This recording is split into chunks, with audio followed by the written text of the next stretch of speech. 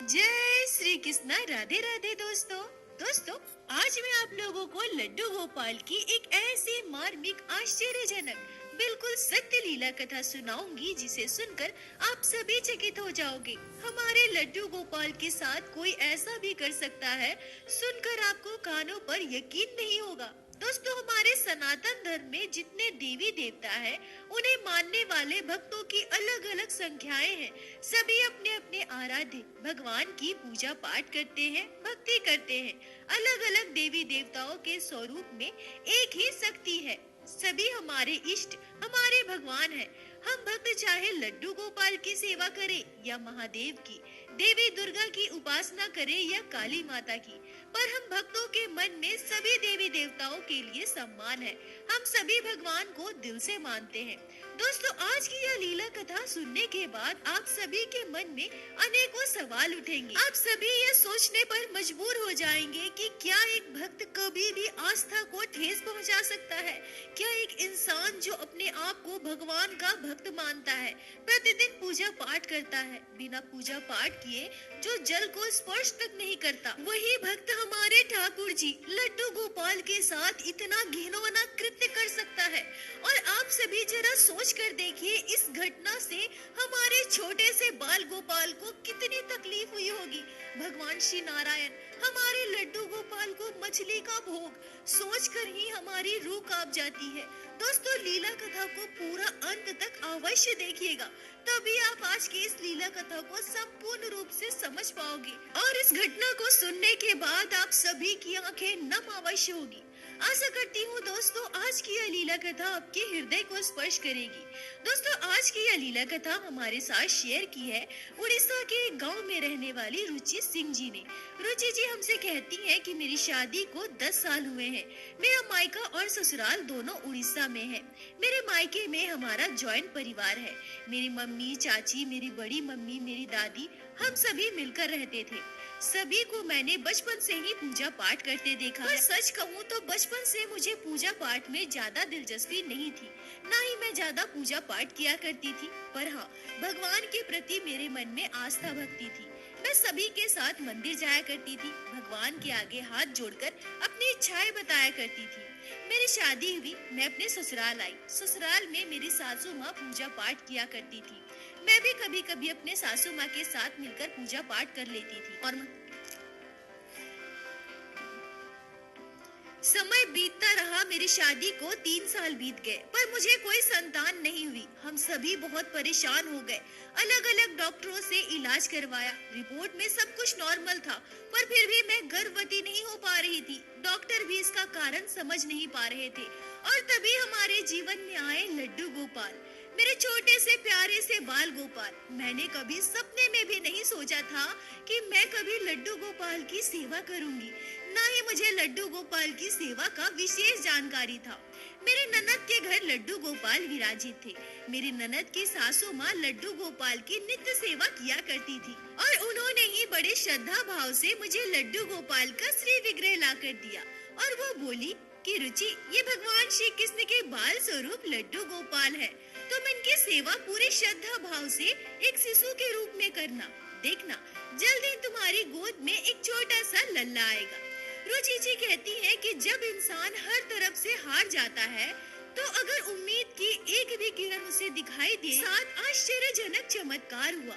Doctor जो सालों से यह पता नहीं कर पा रहे थे कि सब कुछ नॉर्मल होने के बाद भी मैं माँ क्यों नहीं बन पा रही हूँ, लड्डू गोपाल के हमारे घर आने के महज 6 महीने के अंदर अंदर मैं गर्भवती हुई और मेरे बेटे का जन्म हुआ। इसके बाद मेरी श्रद्धा भक्ति लड्डू गोपाल के लिए मेरा विश्वास कई गुना बढ़ गया। लड्डू गोपाल में मेरे प्राण बसते हैं। मैं अपने छोटे से लल्ला के बिना एक पल भी नहीं रह सकती। लड्डू गोपाल मेरे प्रथम संतान है। मेरे बेटे के जन्म के 3 साल के बाद मेरी गोद में एक प्यारी सी बिटिया आई। अब मुझे 3 संतान है, मेरा बेटा, मेरी बेटी और मेरे प्यारे लड्डू गोपाल। दोस्तों, रुचि जी मुझसे कहती है कि प्रत्येक दिन आप अपने वीडियो में कहती हैं कि लड्डू गोपाल पर पूर्ण विश्वास रखिए, किसी भी परिस्थिति में अपना विश्वास डगमगाने मत दीजिए। बाल गोपाल हमेशा आपके साथ होंगे। और ठीक वैसे ही मैंने पूर्ण विश्वास के साथ लड्डू गोपाल की सेवा प्रारंभ की। बाल गोपाल पर कभी भी अपना विश्वास डगमगाने नहीं दिया और लड्डू गोपाल ने मेरे विश्वास की लाज रख ली। मेरे गोद में 2 संतान दिए, हमें माता पिता होने का सुख मिला। लड्डू गोपाल ने बांझ होने का कलंक मेरे माथे पर लगने से बचा लिया। लड्डू गोपाल पर मेरा विश्वास इतना गहरा है कि अब मैं किसी भी परिस्थिति में घबराती नहीं हूँ। मुझे पूर्ण विश्वास है कि मेरे साथ जो हो रहा है वो लड्डू गोपाल की इच्छा से हो रहा है और अगर कुछ बुरा भी हो जाए तो भी मैं अपने आप को सामान्य रखने की कोशिश करती हूँ। बाल गोपाल मेरे साथ है तो कभी मेरे साथ कुछ गलत हो ही नहीं सकता। लड्डू गोपाल की सेवा मेरे परिवार में बड़े ही श्रद्धा भाव से होती है। मेरे परिवार में सभी लड्डू गोपाल से बहुत प्रेम करते हैं। रुचि जी कहती हैं कि हमारे पड़ोस में एक परिवार रहने आया था। वो कलकत्ता से थे, बंगाली परिवार, पति पत्नी और 2 बच्चे। वो स्वभाव से बहुत अच्छी थी। बहुत कम समय में मुझसे बहुत अच्छे से घुल मिल गई थी। उनके हस्बैंड की पोस्टिंग भी वही हुई थी जहाँ मेरे हस्बैंड जॉब करते हैं। उनके हस्बैंड और मेरे हस्बैंड की भी अच्छी जान पहचान हो गई थी। उनके दोनों बच्चे भी मेरे बच्चों के साथ खेला करते थे। गौरी भाभी दिन भर घर पर अकेली रहती थी, इसलिए वो कभी कभी हमारे घर आ जाया करती थी। मेरी सासू माँ भी उनके स्वभाव की वजह से उन्हें बहुत पसंद करती थी। वो भाभी भक्ति प्रवृत्ति की महिला थी। जैसा वो बताती थी कि वो प्रत्येक दिन पूजा पाठ करने से पहले पानी तक नहीं पीती है। प्रत्येक दिन वो अपने हस्बैंड को ऑफिस भेजने के बाद, बच्चों को स्कूल भेजने के बाद स्नान करके सबसे पहले पूजा पाठ करती है, भगवान को भोग लगाती है।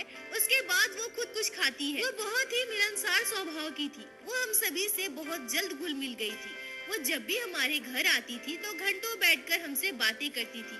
मुझे बहुत अच्छा लगता था। मैं कुछ भी घर पर अच्छा बनाती थी तो उसके घर देकर आती थी और वो भी कुछ अच्छा बनाती थी तो हमारे घर दे जाती थी। फर्क बस इतना था कि उनके घर नॉनवेज बनता था और हमारे घर कोई भी मांसाहार नहीं करता, तो वो अगर कुछ भी मांसाहार बनाती थी तो हमारे घर नहीं देती थी। पर हाँ, बंगाल की स्पेशल रसगुल्ले बनाती थी या कोई और खाना बनाती थी तो हमारे घर देकर जाती थी। रुचि जी कहती हैं कि मैंने उनसे एक बार कहा भी था कि भाभी, आप इतनी पूजा पाठ करती है, भगवान की भक्ति करती है, फिर आप नॉनवेज क्यों खाती है? तब वो मुझसे कहती है कि हमारे बंगाल में प्रायः सभी नॉनवेज खाते हैं। मैं बचपन से नॉनवेज खाती आई हूँ और अब मेरे लिए यह छोड़ना बहुत मुश्किल है और शायद मुझसे कभी छूटेगा भी नहीं। हमारे बंगाल में तो सभी नॉनवेज खाकर ही भगवान की पूजा पाठ करते हैं, इसमें कोई आपत्ति नहीं है। रुचि जी कहती है कि वो अपने स्वेच्छा से खा रही थी। मैंने 1-2 बार उन्हें मना भी किया पर मुझे ज्यादा बोलना उचित नहीं लगा, इसलिए मैं अब इस बारे में उनसे ज्यादा बात नहीं करती, कहीं उन्हें मेरा ऐसा कहना जबरदस्ती ज्ञान देना न लग जाए। ऐसे ही समय बीतता रहा। हम दोनों परिवारों में घनिष्ठता और भी बढ़ती रही। वो जब भी हमारे घर आती थी और हमारे लड्डू गोपाल को देखती थी तो बहुत खुश हो जाती थी। मुझसे कहा करती थी कि रुचि, तुम अपने लड्डू गोपाल को कितना सजा कर रखती हो ना, बहुत प्यारे हैं तुम्हारे बाल गोपाल। रुचि जी कहती हैं कि अब जो घटना मैं बताने वाली हूँ उसे सुनकर आपकी रूह कांप जाएंगी। आज भी जब मैं इस घटना को याद करती हूँ तो मेरी आंखों से आंसू आ जाते हैं। मेरे प्यारे लड्डू गोपाल के साथ ऐसी घटना घट गई, वो भी मेरी वजह से। मैं अपने आप को कभी भी माफ नहीं कर सकती।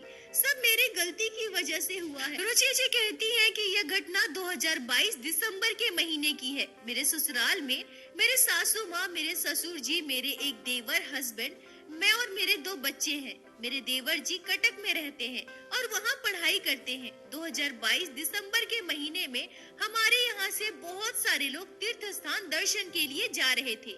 मेरे सासू माँ और ससुर जी भी उनके साथ चले गए। उनका टूर 15 दिनों का था। जगन्नाथपुरी धाम से यात्रा प्रारंभ होकर काशी विश्वनाथ, अयोध्या, मथुरा, वृंदावन सभी जगह उन्हें जाना था। मेरे सासू माँ और ससुर जी तीर्थ पर चले गए। घर पर मैं और मेरे हस्बैंड दोनों बच्चों के साथ थे। मेरे हस्बैंड सुबह सुबह अपने ऑफिस चले जाते थे। घर पर मैं अपने बच्चों के साथ रहती थी। दिन भर मैं अपने बच्चों को संभालती थी, लड्डू गोपाल की सेवा करती थी और बीच बीच में गौरी भाभी से बात भी किया करती थी। वो कभी कभी हमारे घर आ जाया करती थी। मेरे ससुर जी सासू माँ को तीर्थ पर गए हुए 10-11 दिन बीत चुके थे। अब कुछ दिनों के बाद वो लोग घर वापस आने वाले थे, पर इसी बीच एक बहुत ही दुखद घटना घटी। मेरे मायके से कॉल आया और बताया गया कि मेरी माँ सीढ़ियों से गिर गई है, उन्हें अस्पताल में भर्ती किया गया है। यह खबर सुनते ही मैं बहुत परेशान हो गई, मैं रोने लगी। मैंने अपने हस्बैंड को कॉल किया और उनसे कहा कि मुझे अभी अपने मम्मी के पास जाना है। मेरे मायके से ससुराल की दूरी लगभग 80 किलोमीटर थी। मेरे हस्बैंड मुझसे कहते हैं कि तुम रो मत, परेशान मत हो, मैं अभी घर आता हूँ, तब तक तुम तैयार हो जाओ, तुम्हारे मायके चलते हैं। रुचि जी कहती हैं कि मैं रोते हुए अपने सारे सामान पैक कर रही थी। तभी मेरे मन में लड्डू गोपाल का ख्याल आया। मैं सोचने लगी कि अरे, मैं चली जाऊंगी तो मेरे लड्डू गोपाल की सेवा कौन करेगा। मैं पहले जब भी अपने मायके जाया करती थी तो मेरे सासू माँ लड्डू गोपाल की सेवा करती थी, पर अभी तो मेरी सासू माँ घर पर है ही नहीं। लड्डू गोपाल को किसके पास छोड़कर जाऊं? और इस समय लड्डू गोपाल को मायके ले जाना मुझे उचित नहीं लग रहा था। पता नहीं सभी अस्पताल में होंगे, मैं भी अभी अस्पताल ही जाऊंगी। ऐसी स्थिति में बाल गोपाल का वहाँ ध्यान कौन रखेगा? मैं बहुत परेशान हो गई। मैं समझ नहीं पा रही थी कि अब मैं क्या करूँ। उसी समय हमारे पड़ोसी गौरी भाभी हमारे घर आती हैं। मुझे रोते हुए देखकर उन्होंने मेरे रोने का कारण पूछा। मैंने उन्हें पूरी बात बताई और साथ ही साथ उन्हें यह भी बताया कि मुझे समझ में नहीं आ रहा कि लड्डू गोपाल की सेवा मैं किसे देकर जाऊं। तभी वो मुझसे कहती है कि तुम परेशान क्यों होती हो, मैं हूँ ना। वैसे भी मैं अपने घर में पूजा पाठ करती हूँ, साथ ही साथ तुम्हारे लड्डू गोपाल की सेवा भी कर दूंगी। मैं भी सोचने लगी कि भाभी सही कह रही है, वो तो इतनी पूजा पाठ करती है, भगवान की भक्ति करती है, मेरे लड्डू गोपाल की सेवा वो अच्छे से कर लेंगी। यह सोचकर मैंने लड्डू गोपाल की सेवा भाभी को दे दिया और अपने मायके चली गई। मैं लड्डू गोपाल का सारा पोशाक, उनकी ज्वेलरी, उनका बेड, लड्डू गोपाल की जरूरत का सारा सामान भाभी को दे दिया।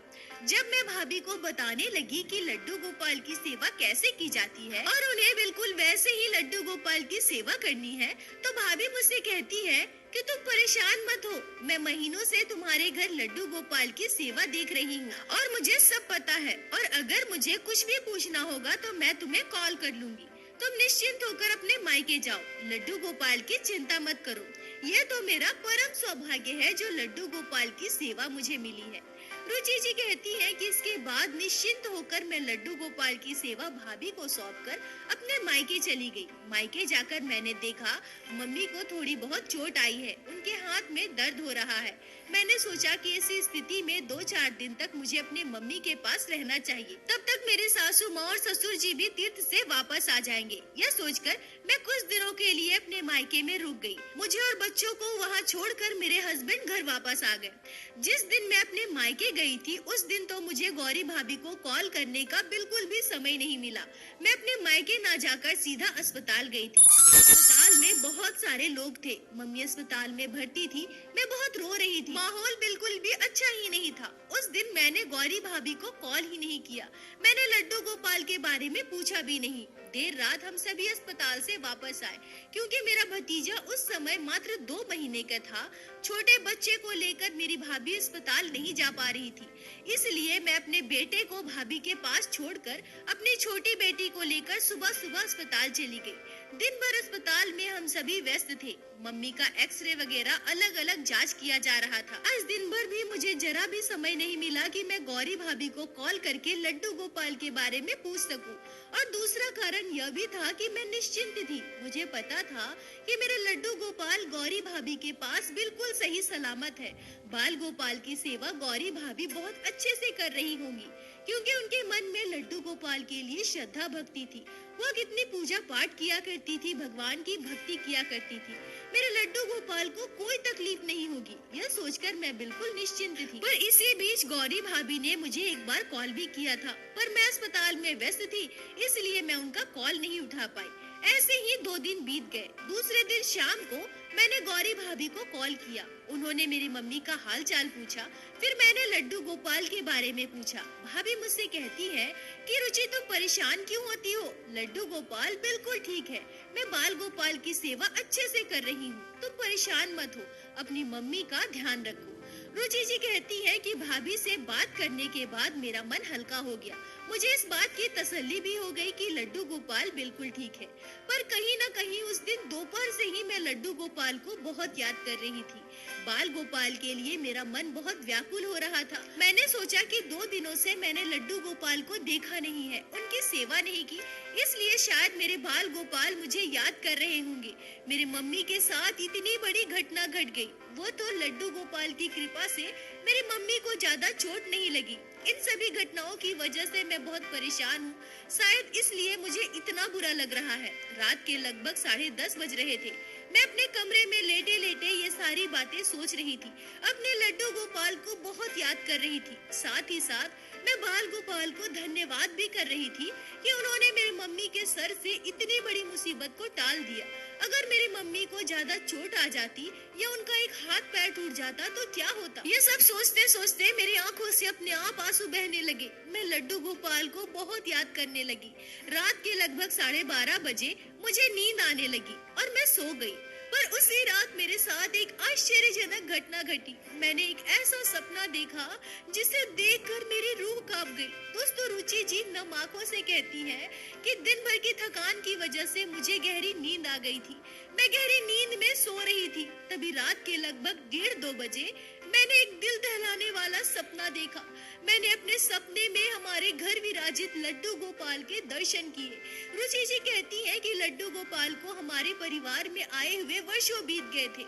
लड्डू गोपाल की कृपा से मेरे बच्चों का जन्म हुआ, हमारे बहुत सारे काम बने। लड्डू गोपाल हमारे साथ है, हर वक्त है, यह मैं महसूस कर पाती थी। पर आज तक सपने में भी मैंने कभी लड्डू गोपाल के दर्शन नहीं किए थे।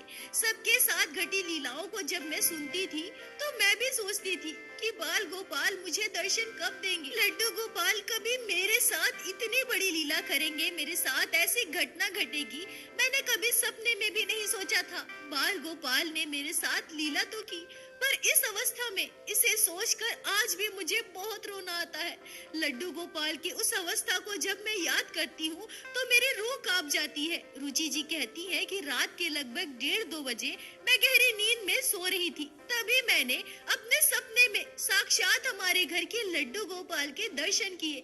मैं अपने सपने में देखती हूँ कि लड्डू गोपाल हमारे घर के मंदिर में विराजित है। लड्डू गोपाल का चेहरा बहुत ही दुखी है। ऐसा लग रहा है मानो उनकी आंखों से अभी आंसू टपक जाएंगे। मैं बाल गोपाल के श्रीमुख की ओर गौर से देख रही थी। मैं मन ही मन अपने लड्डू गोपाल से कह रही थी, लल्ला अब उदास क्यों हो? क्या हुआ लल्ला? मैं आपसे दूर हूँ ना, मैं जल्दी आपके पास आ जाऊंगी। और तभी अचानक मैं अपने सपने में जो देखती हूँ उसे देखकर मेरे पैरों तले की जमीन खिसक जाती है।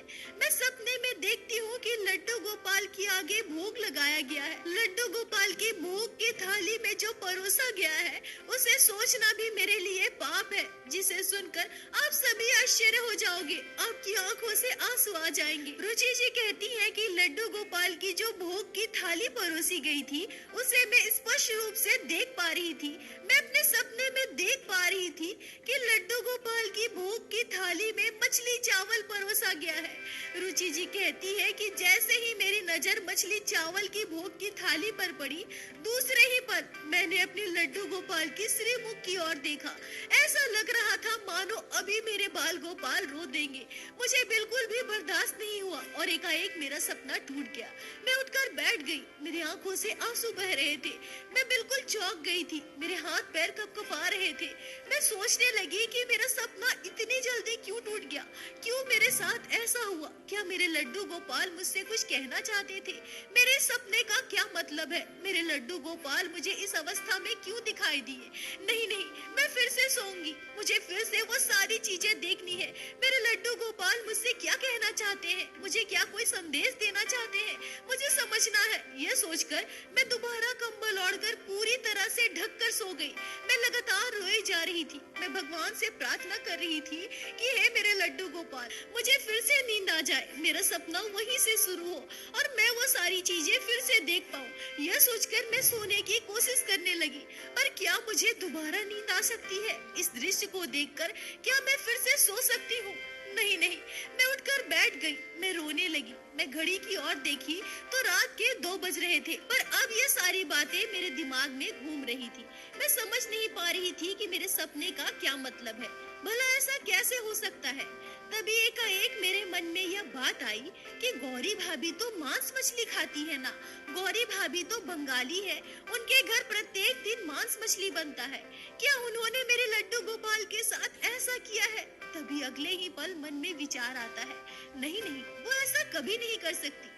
वो तो कितनी पूजा पाठ करती है, भक्ति करती है, वो भला ऐसा क्यों करेंगी? उन्हें पता नहीं है क्या लड्डू गोपाल को सात्विक भोजन का भोग लगाया जाता है? रुचि जी कहती है कि अब मैं समझ नहीं पा रही थी कि मैं क्या करूं। जो सपना मैंने देखा उसे मैं झुठला भी नहीं सकती, पर मेरे मन में यह भी बात चल रही थी कि भाभी ऐसा कभी नहीं कर सकती। मैं सुबह होने का इंतजार करने लगी। मैं सोचने लगी कि मैं सुबह सुबह भाभी को कॉल करूंगी और उन्हें पूरी बात पूछूंगी। सुबह के लगभग 7:30-8 बजे मैंने भाभी को कॉल कर दिया, पर अब मैं अपने सपने के बारे में भाभी से कैसे पूछूं, यह मैं समझ नहीं पा रही थी। कहीं भाभी को बुरा न लग जाए, पर मैं अपने सपने के बारे में भाभी से पूछ ही नहीं पाई।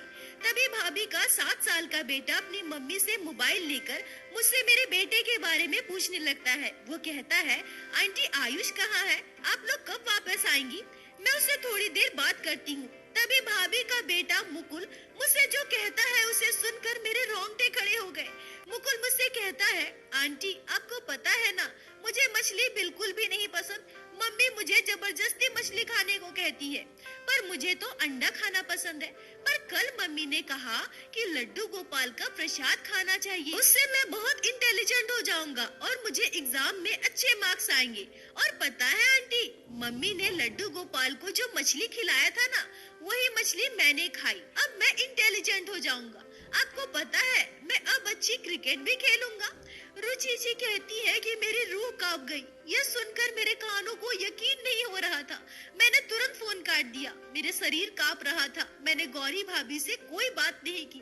मैं रोते हुए अपने भाई के पास गई और उसे पूरी बात बताई। मैं अपने भाई से कहने लगी कि भाई तुम अभी मेरे लिए कोई कार मंगवा दो, मुझे अभी घर वापस जाना है।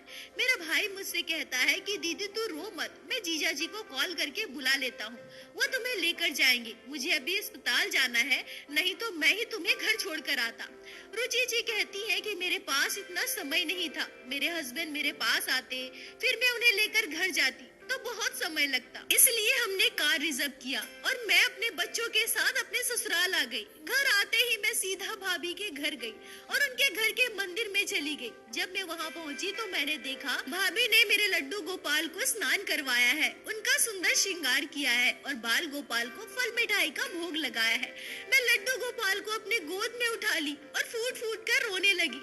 मुझे इस तरह से रोते देखकर भाभी वहाँ दौड़ कर आई और मुझसे पूछने लगी कि क्या हो गया। वो बहुत डर गई थी कि कहीं मेरी मम्मी को तो कुछ नहीं हो गया। मैंने रोते हुए उनसे कहा कि भाभी आपने ये क्या कर दिया, मेरे लड्डू गोपाल को मछली का भोग। आपको जरा भी ज्ञान नहीं है। भगवान श्री कृष्ण के बाल स्वरूप लड्डू गोपाल श्री नारायण है। क्या भगवान श्री कृष्ण को मछली का भोग लगाया जाता है? आप इतनी पूजा पाठ करती है, क्या आपको इतना भी ज्ञान नहीं है? मेरी बात सुनकर भाभी बिल्कुल आश्चर्य थी। उनके मुंह से शब्द नहीं निकल रहा था। पता नहीं क्यों, पर उनकी आंखें नम हो रही थी। नम आंखों से वो मुझसे कहती है कि रुचि, ये तुम क्या कह रही हो? मैं तुम्हारे लड्डू गोपाल का बहुत अच्छे से ध्यान रखती थी। देखो ना, मैंने लड्डू गोपाल का स्नान श्रृंगार किया है, उन्हें भोग लगाया है। तुम्हें पता है, मैं प्रत्येक दिन मछली बनाती हूँ, मांस बनाती हूँ। मैंने कभी भी मांस का भोग नहीं लगाया, पर हाँ, मैं मछली का भोग लगाई थी, क्योंकि मैं अपने घर विराजित काली माता को मछली का भोग लगाती हूँ। काली माता के भोग में मछली होना अति आवश्यक है और भगवान श्री कृष्ण और काली में हम कोई अंतर नहीं समझते। इसलिए मैंने लड्डू गोपाल को मछली का भोग लगाया। मैंने तो प्यार से बाल गोपाल के लिए मछली बनाया था ना। मेरे लिए कृष्ण और काली एक समान है, इसलिए मैंने कृष्ण को काली का ही रूप मानकर उन्हें मछली का भोग लगाया। मैंने सोचा कि बाल गोपाल मेरे घर में है ना, मैं इन्हें अपने हिसाब से भोग लगाऊंगी। रुचि जी कहती है कि भाभी की बात सुनकर मैं आश्चर्य थी। मुझे समझ में नहीं आ रहा था कि मैं उन्हें क्या कहूँ। वो रो रही थी, अपनी श्रद्धा भक्ति मेरे आगे अपने हिसाब से व्यक्त कर रही थी। मैं उन्हें ना डांट पा रही थी, ना ही उन्हें कुछ कह पा रही थी, पर उन्होंने मेरे लड्डू गोपाल के साथ जो किया था उसे भी मैं नजरअंदाज नहीं कर सकती। भले ही वो कृष्ण को काली को एक मानती हो, वो अपने हिसाब से भक्ति करे, मुझे इसमें कोई आपत्ति नहीं है, पर मेरे लड्डू गोपाल को कितना दुख हुआ होगा, कितनी तकलीफ हुई होगी जो वो मेरे सपने में आया। मैं भाभी से कहती हूँ कि भाभी जो भी हो, पर आपने बहुत बड़ी गलती की है। फिर मैंने भाभी को अपने सपने की पूरी बात बताई, जिसे सुनकर भाभी पूरी तरह से चौंक गई। रोते हुए मेरे लड्डू गोपाल से क्षमा मांगने लगी। वो कहने लगी कि मुझसे बहुत बड़ी गलती हुई है, मुझसे पाप हुआ है। मैंने कृष्ण को काली का रूप मान लिया, पर मैं यह कैसे भूल गई कि भगवान श्री कृष्ण नारायण के स्वरूप है। उन्हें तामसिक भोजन का भोग नहीं लगाया जाता। मैंने जो किया वो पाप है। लड्डू गोपाल मुझे क्षमा कर दीजिए, मुझे क्षमा कर दीजिए प्रभु। रुचि जी कहती है कि मैं अपने लड्डू गोपाल को लेकर सीधा घर आई। बाल गोपाल को पंचामृत से स्नान करवाया, स्वच्छ वस्त्र पहनाकर लड्डू गोपाल को भोग लगाया। मैं बहुत रो रही थी, मेरी आंखों से आंसू नहीं रुक रहे थे। मुझे ऐसा लग रहा था कि सब मेरी गलती है। भाभी भले ही कितना भी कहे कि उन्हें सब कुछ पता है, पर फिर भी मुझे अपने मुख से लड्डू गोपाल की सेवा की संपूर्ण विधि भाभी को बतानी चाहिए थी। इस घटना से गौरी भाभी बहुत दुखी हो गई थी।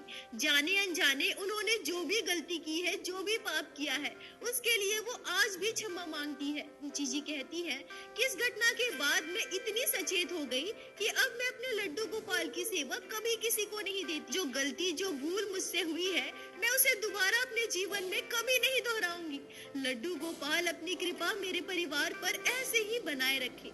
रुचि जी, आपका बहुत बहुत धन्यवाद जो आपने लड्डू गोपाल की इस अद्भुत लीला को हमारे साथ शेयर की, जिसे मैं हमारे चैनल के माध्यम से बाकी सारे भक्तों तक पहुंचा सकी। अपना साथ और प्यार ऐसे ही बनाए रखें। दोस्तों, इस घटना पर मैं क्या कहूँ, मैं बिल्कुल निःशब्द हूँ। कृष्ण हो या काली, सभी भगवान के विभिन्न स्वरूप है, पर हमारे सनातन धर्म में हर एक देवी देवता की पूजा पद्धति अलग होती है। पर हमें इस बात का विशेष ध्यान रखना चाहिए कि अनजाने में भी हमारे हाथों कभी भी ऐसा कार्य नहीं होना चाहिए। ठाकुर जी को अनजाने में भी कभी कोई तकलीफ ना हो, इस बात का विशेष ध्यान रखें। दोस्तों, प्रत्येक दिन की भांति आज फिर से मैं आप सभी से हाथ जोड़कर कहना चाहूंगी कि ठाकुर जी की भक्ति कीजिए, लड्डू गोपाल की सेवा कीजिए, नाम जाप कीजिए और लड्डू गोपाल पर विश्वास रखिए। वो हर एक परिस्थिति में आपके साथ है। और एक बार मेरे साथ प्रेम से कहिए, बोलो बाके बिहारी लाल की जय, लड्डू गोपाल की जय, जय जय श्री राधे। दोस्तों, यदि आप लोगों को आज की यह लीला कथा अच्छी लगी हो, आपके हृदय को स्पर्श की हो, तो कृपया वीडियो को लाइक करके अपने दोस्तों के साथ शेयर अवश्य करें, जिससे बाकी भक्त भी लड्डू गोपाल की इस अद्भुत लीला कथा को श्रवण कर सके।